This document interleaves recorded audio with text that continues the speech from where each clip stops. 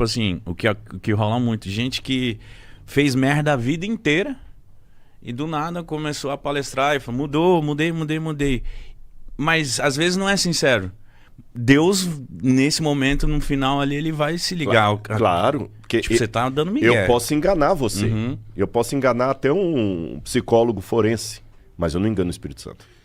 Rodrigo, eu posso ser um cara totalmente cruel ao ponto de cometer as maiores barbaridades que a gente conhece aí, que existem, do mundo físico. E vamos supor que eu tive a sorte do meu penúltimo dia de vida, eu me arrependi. Genuinamente. Eu sou um cara que estou livre daqueles todos os meus erros? Na verdade, nem precisa ir tão longe na história. Nós três aqui já pisamos na bola. Com certeza. O quê? Mítico, então? Aí eu vou dar um de judeu. Eu vou dar um de judeu puta. agora. Eu vou responder sua pergunta com outra pergunta. Se nós três morremos aqui agora, eu não quero morrer, ainda tem muita coisa. Não tô com plano pra Você morrer tem medo hoje. de morrer? Não, Eu tenho. não tem. É mó Agora da hora, eu tenho. É mó da hora ter minha mãe e meu pai. Hoje tá ligado? eu tenho, lógico, eu tenho medo assim. Eu não quero que minha esposa fique, Fique a só. gente pensa, eu quero ter filho. Nesse sentido, eu tenho. Mas assim, o medo da morte, não. Sem nenhum fanismo. Mas voltando à questão dos nossos pecados. Eu me arrependi. Tá. Vocês também. Sim. Se cair uma pedra aqui agora, Deus vai considerar o nosso arrependimento ou as pisadas na bola que nós demos? É o que diz que ele vai considerar o arrependimento genuíno. Você já respondeu sua própria pergunta. Sim. Você entendeu? Só que aí pra mim fica muito confuso, porque se eu fui um canalha a vida inteira, aí tipo assim, no 48 do segundo tempo, eu falei assim, olha que como eu fui besta. Vacilei, Essa né? que é a questão, porque a gente, por mais que você faça boas obras, você nunca vai pagar o céu. O único jeito de eu ir para a eternidade é aceitando o que Cristo fez por mim. As obras que eu pratico, o bem que eu... Assim como o mal. Olha, interessante, eu já contei essa história, e vou contar de novo Por aqui. favor. Se alguém já ouviu, gente, algum recorte, dá licença de contar de novo, tá? Tem uma história que uma vez no faroeste americano, um camarada, ele numa briga de bar, matou um outro. E naquela época as pessoas quando cometiam crimes assim iam pra forca, correto? E aí marcaram a forca do camarada. Só que alguns lá se apiedando dele, que ele tava bêbado, o pai também batia, a mãe não sei o que e tudo mais e tal, escreveram uma carta pro governador pedindo misericórdia, clemência. O governador falou, eu vou perdoar esse camarada, mas primeiro eu quero saber quem eu estou perdoando. O governador colocou um clergyman de padre, fingiu que era um padre, botou a carta do perdão do sujeito dentro da Bíblia, E leu como se fosse. fechou a Bíblia com a carta aqui dentro e foi até lá. Quando o governador, disfarçado de padre, chegou com a carta dentro da Bíblia, falou assim, meu amigo, deixe-me abrir esse livro porque eu tenho algo muito importante aqui para você.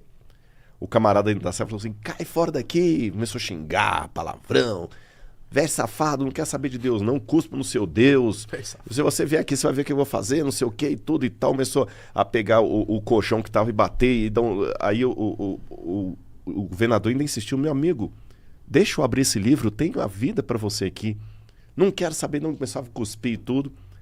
O próprio carcereiro falou, não é bom se você aproximar da grade. Ele falou, tá bom. Saiu. Quando ele saiu, o carcereiro falou assim, seu idiota. Por que eu sou idiota? Aquele padre que você mandou embora não era um padre. Era um governador do estado. E dentro daquela Bíblia estava a sua carta de perdão. O seu indulto. No dia do enforcamento, eles deram umas últimas palavras para aquele rapaz. E ele, olhando para todos que estavam ali, falou assim, eu quero apenas dizer uma coisa. Muita gente está pensando que eu vou ser enforcado pelo crime que eu cometi. Eu vou morrer pelo perdão que eu recusei. Ninguém vai para o inferno pelos pecados que cometeu. Entendi. Mas Foi esse pelo perdão, perdão mas que o recusou. perdão, ele... Desculpa a pergunta, mas esse perdão também, ele não veio meio disfarçado? Isso não é ruim? Não, Deus sabe. É aí que tá. Eu não conheço, nenhum maior psicólogo do mundo conhece os meandros da sinceridade da pessoa. Mas Deus conhece. Deus conhece até, se você me permite, a diferença do mesmo pecado praticado por um e por outro. Eu vou dar um exemplo para você. Quem estuda um pouquinho de psicologia, e não que eu seja psicólogo, mas eu já fiz tanta terapia que a melhor maneira de ser mecânico é tendo um carro que dê problema, né? Sim. vamos imaginar duas situações de duas meninas promíscuas. Tá bom? Vou chamar uma de Maria e a outra de Joana. A Maria é uma promíscua. Galinha até falar chega. Fica pegando o nome dos outros, fica pegando namorado dos outros, você entendeu? Ela vai lá, tal. Ela tem uma amiga, daqui a pouco ela tá dando em cima do marido da amiga e tudo e tal. E ela realmente é uma menina perigosa. Ela não tem caráter. Ela é promíscua. Ela não é fiel a ninguém, ela engana os caras. Toda hora tá com um cara, tá com outro, tá com um, tá com outro. Seduz o cara, depois joga fora. Essa é a Joana. Joana que eu falei, né? A Maria faz a mesma coisa quase. A Maria se insinua para os homens. É sedutora. Se entrega fácil. Mesmo o cara sendo comprometido. Eu e vocês olhando aqui, a gente pensa que é 6 e meia dúzia. Sim.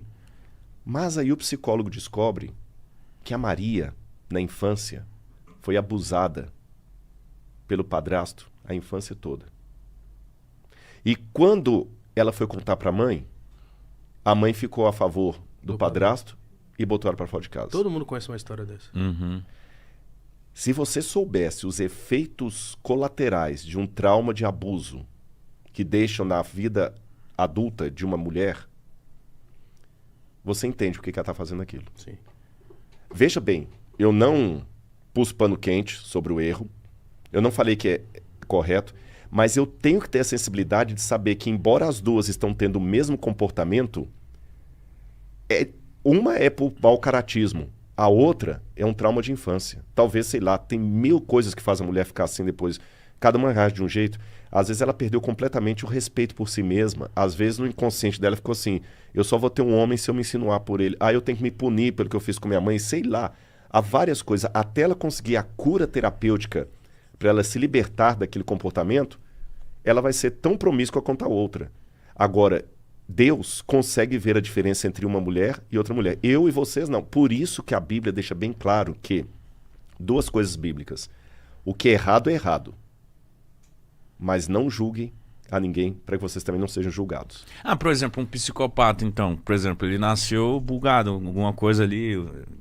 E aí? O que acontece? Ele é doente. É doente, só que Deus também não fala para a gente tirar as consequências do erro. É mais ou menos assim. Se eu dirigir a 180 km por hora... Tô provocando. Eu tô provocando. E se o pneu estourar, a natureza, a vida não vai perguntar se eu tô tirando um racha ou se eu tô levando minha mulher para o hospital que ela vai ganhar neném. Uhum. Estourou. Então Deus também não tira as consequências. Mas o lindo da história é que, independente das coisas que te aconteçam, se você se entrega à vida a Deus, ele consegue ir escrevendo a sua história. Por isso que a Bíblia não é feita só de pessoas certinhas. Você tem um cara como Sansão, o cara nasceu do avesso, rapaz. Sempre com problema e tudo e tal.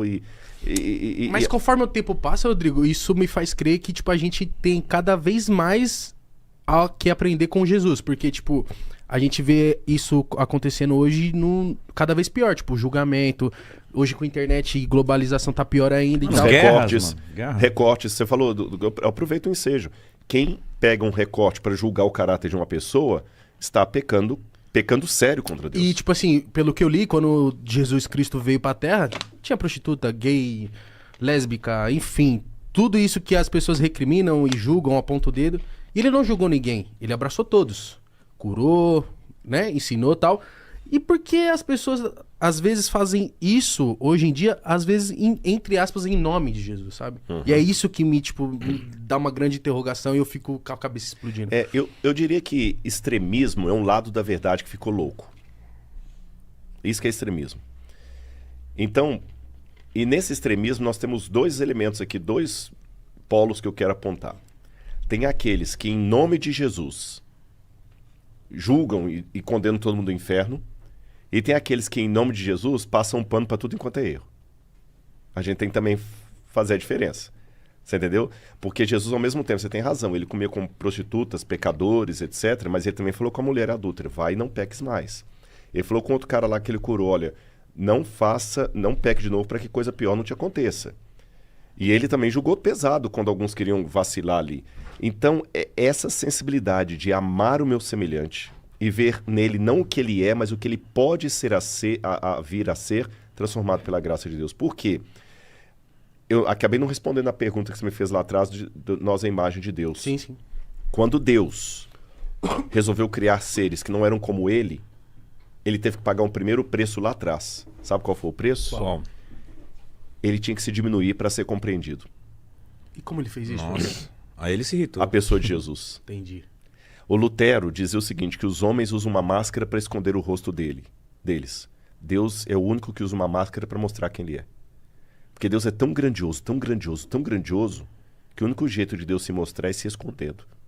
Ele diminui a glória dele. Então Jesus... Ele se passou por ingênuo? Não, Ingênuo assim, tipo... Eu vou pegar a primeira parte. Ele se passou por... Não. Ele se tornou um de nós.